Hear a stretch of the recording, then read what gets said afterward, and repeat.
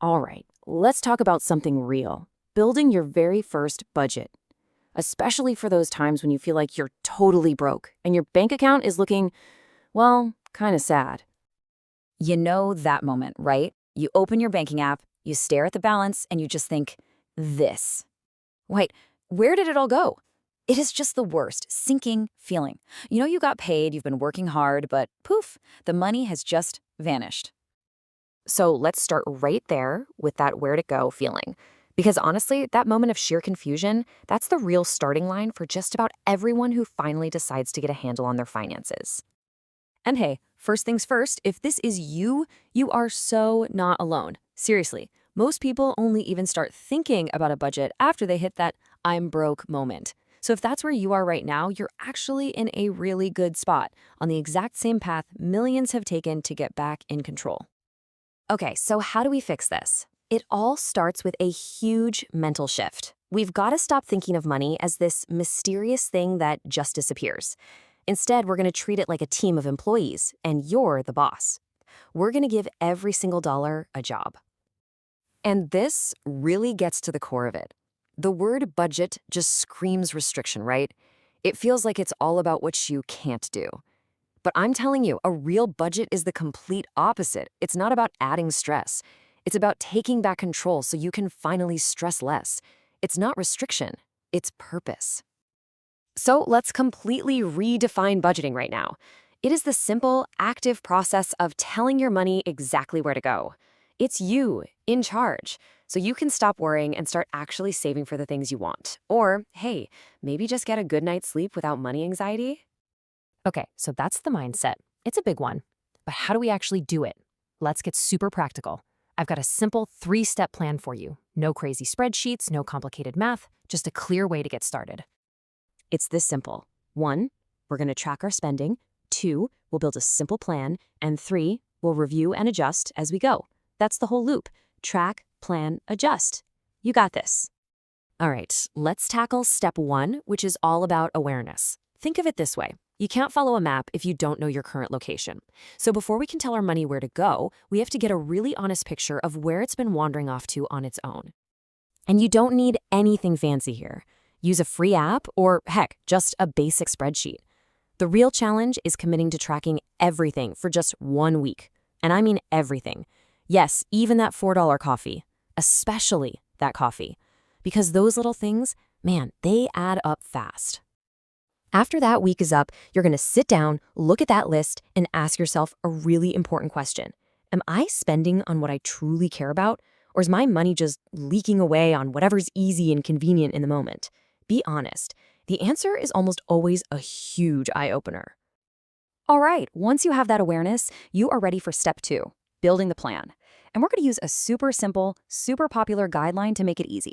It's called the 50-30-20 rule. The idea here is incredibly simple. You take the money you bring home after taxes, and you split it into 3 buckets. Roughly 50% goes toward your absolute needs. 30% is for your wants, the fun stuff. And that last 20%, that's for future you. We're talking savings and knocking out debt. So let's get specific. Needs, that's the have-to-have stuff. Rent, groceries, your bus pass, the non-negotiables. Wants, that's what makes life enjoyable. Your Netflix subscription, going out to eat, concert tickets. And that final crucial 20% is for building your financial security, like an emergency fund or paying down those annoying student loans. But wait a second. I know what you're thinking. 20% for savings? I can barely pay my rent. And you know what? That is completely okay. If you're starting from zero, 20% can feel impossible. So please hear me on this. Do not get hung up on the number. If all you can manage right now is $5, then you start with $5. Because this right here is the whole point. The habit is so much more important than the amount, especially when you're starting out. You're not just saving $5, you're building the habit of saving. You're training that muscle, and that's a skill that will pay off for the rest of your life. And want to know the best trick to make this happen? Automate it. Seriously, this is a game changer. Go into your online banking and set up an automatic transfer. Every payday, have that $5 or whatever you can afford move from your checking to your savings. Boom! You're saving on autopilot without even thinking about it. Now for our final step, and this one might be the most important. You have to give yourself permission to mess up. I'm going to say that again. It is okay to not be perfect. Your first budget is probably going to be a little bit of a disaster. You'll overspend somewhere or forget a bill. That's not just okay, it's a totally normal part of the process.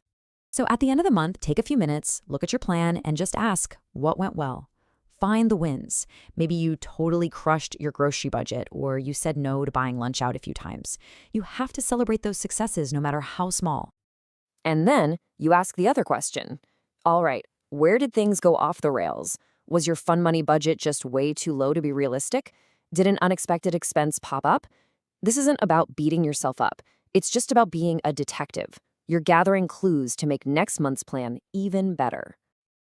And all of this brings us back to one core idea. Budgeting is a muscle. It's not this rigid, painful thing. It's something you build, something that gets stronger over time. Think about it. The first time you go to the gym, you feel weak, maybe a little awkward. Your first budget is the exact same.